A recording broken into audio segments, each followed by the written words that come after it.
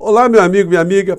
É muito bacana, é muito gratificante estar aqui com vocês todos os dias e ver que a cada instante chegam novos amigos, novas amigas e se inscrevem, se identificam aqui com o nosso Portal do José. Hoje nós já somos 930 mil pessoas inscritas e conectadas através do nosso portal. Então eu não podia abrir esse nosso encontro de hoje sem mandar um abraço muito apertado em cada um de vocês, que ajuda o nosso portal a chegar a cada vez mais pessoas e ser cada vez mais reconhecido nos debates políticos aqui no nosso país. E hoje nós temos assuntos que são muito interessantes que eu vou abordar aqui.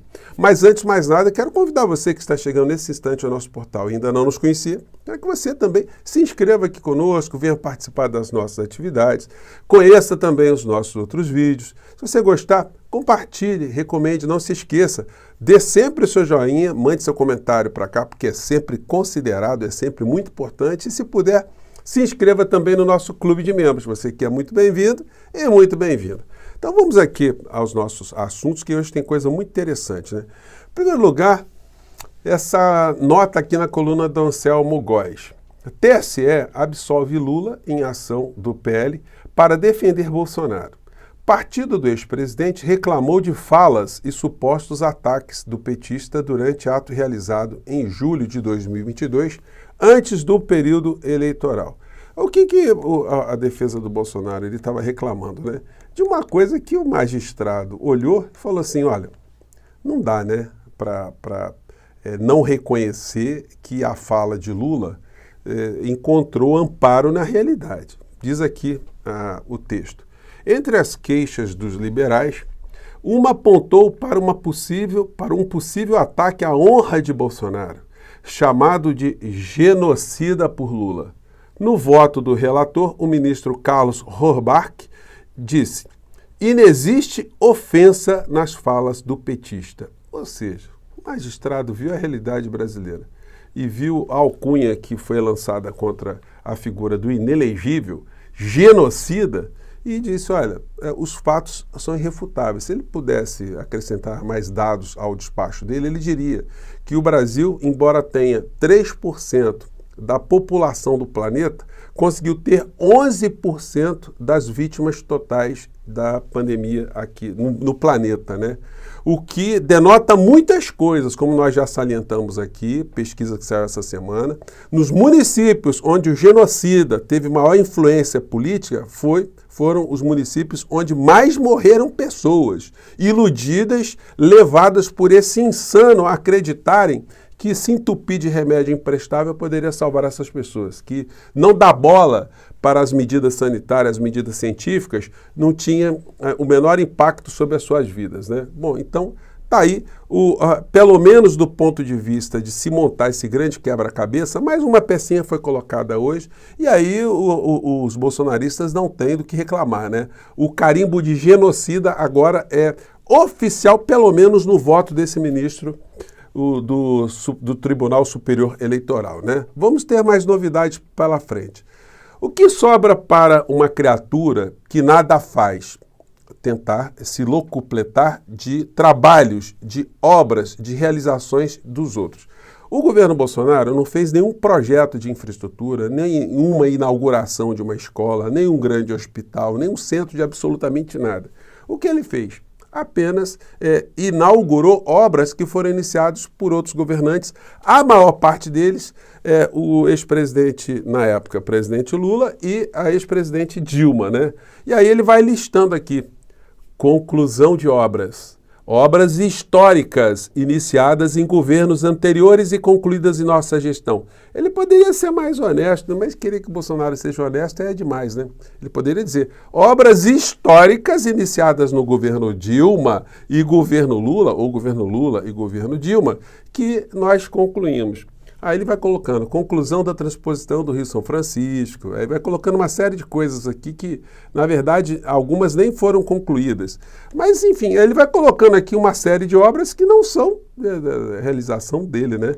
Então, esse é um pensamento, né, que ele acha que está construindo alguma coisa, mas, na verdade, ele só está dizendo que ele é um incompetente, ele era uma pessoa que não trabalhava, portanto ele era um vagabundo, e nós denunciamos isso aqui diversas vezes, e chamá-lo de vagabundo não é um xingamento vulgar, é simplesmente analisando a agenda diária da figura do inelegível. Ele não trabalhava praticamente às sextas-feiras, encerrava o expediente e desaparecia. E segunda-feira chegava tarde também.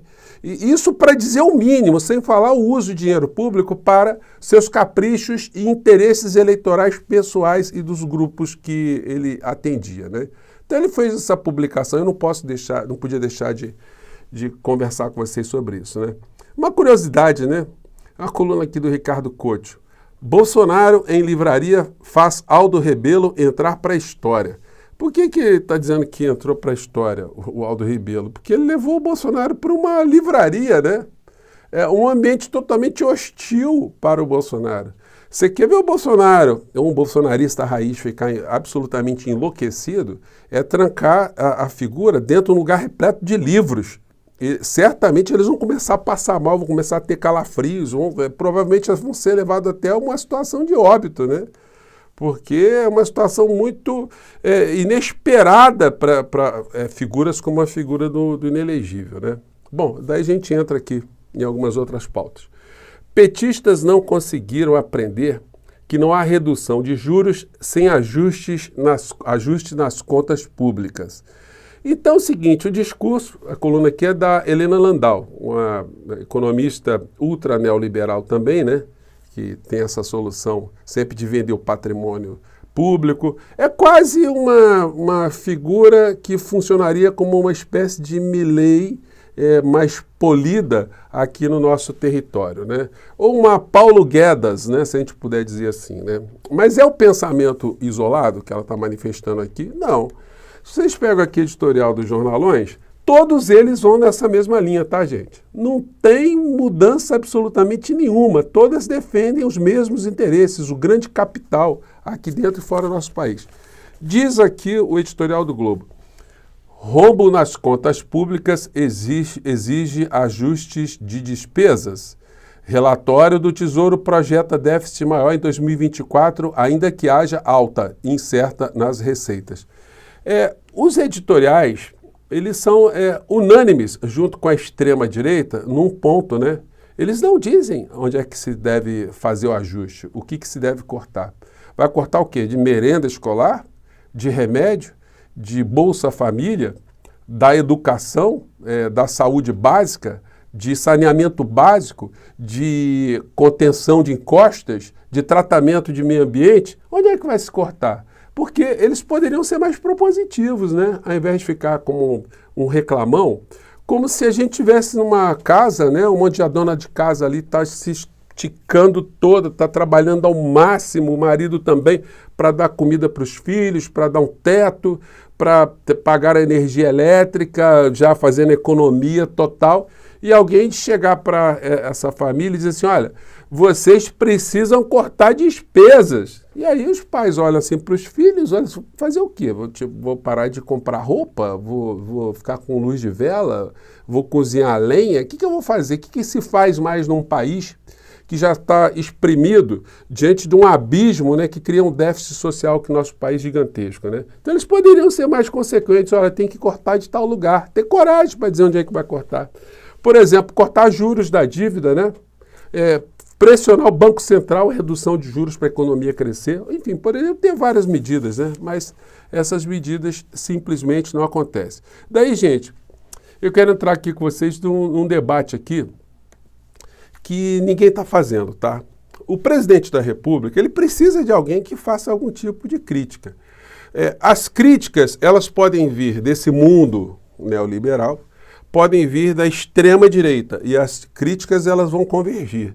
Só que o propósito dessas críticas, normalmente, é destrutivo. É minar qualquer tipo de posição reformista ou transformadora de um governo que queira melhorar a situação da base da sociedade. Quando os progressistas fazem críticas, o patamar é outro completamente diferente. As críticas dos progressistas, elas visam corrigir rumos, visam aprofundar, né, as políticas públicas para que cada vez mais a gente consiga um país soberano, um país emancipado e um país que proporcione possibilidade do povo alcançar felicidade, né? Esse é o objetivo do ser humano, né? Ser feliz, né? Enfim, e a gente quando vê as forças políticas que estão ao redor do presidente Lula, a gente vê que tem algumas situações aí que merecem um olhar, né, extremamente carinhoso e atento. Por exemplo, o Partido dos Trabalhadores está fazendo críticas ao governo Lula em algum ponto? Está ajudando a acrescentar informações ao debate público? Está chamando a atenção para algumas situações? Bom, eu entrei hoje no site do PT aqui, eu vi, por exemplo, a questão da internacional, né? A página internacional. Gente, simplesmente a Argentina, que está praticamente a um passo de uma convulsão diante de um modelo ultra neoliberal, simplesmente não é levado em consideração aqui nenhum ponto aqui da página do PT. E é uma situação que eu tenho chamado a atenção aqui porque ela espelha para a gente coisas que estão acontecendo lá com as mesmas bases que aconteceram aqui e tendem a se repetir aqui no Brasil se a gente não acordar para as coisas que estão acontecendo. Eu vou falar com vocês mais sobre isso aqui. Então, esse é o ponto, né? Política internacional, as coisas relacionadas aqui. Quando a gente entra no debate de economia, aqui o site do PT também não fala do Haddad lá no Congresso Nacional e simplesmente toca aqui muito en passant que os juros no Brasil é uma asfixia do capital sobre o trabalho. Mas a gente não vê nenhuma coisa mais profunda, né? Aí fica complicado, né, gente? E aí como é que a gente vai fazer com que o governo debata, o governo se manifeste, o governo se popularize uma série de discursos se as forças políticas não ajudam, né? As forças políticas não contribuem. E outra coisa que está acontecendo, nós estamos com uma greve dos servidores públicos na área de educação, uma greve dos servidores federais, né? E também aqui a página de educação do partido não fala absolutamente nada sobre essa questão para esclarecer o que aconteceu nos últimos anos, quais são as pautas, o que está sendo discutido, o que está sendo negociado, não tem nada. Então, gente, fica um negócio meio maluco, né? A gente vê a direita, a extrema-direita, chamando atenção para essas questões aí, enfim. E a gente tem que, se o nosso propósito aqui é contribuir, a gente tem que chamar atenção para esse tipo de coisa, né? Porque quem não é do PT, quem não é petista, quem não tem uma participação orgânica, é levado a acreditar que está vendo o que existe uma força motriz dos quadros partidários ajudando nessa história. Mas o que a gente está vendo aqui pela página do partido realmente me causou até uma surpresa muito grande. Eu pensei que tivessem mais pessoas aqui envolvidas nesses debates, né? Fica aí a questão, gente, não é nenhum tipo de ataque, vocês conseguem perceber isso com tranquilidade.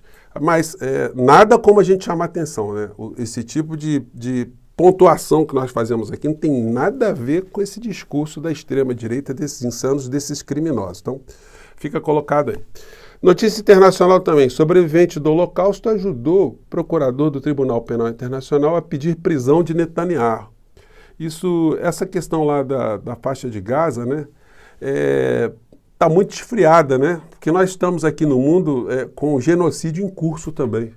E, infelizmente, esse assunto acaba não ganhando destaque, mas essa matéria aqui mostra que mesmo o sobrevivente do Holocausto ajudou a condenar ali o Benjamin Netanyahu, né, como um criminoso de guerra, além de condenar também o Hamas pela mesma situação.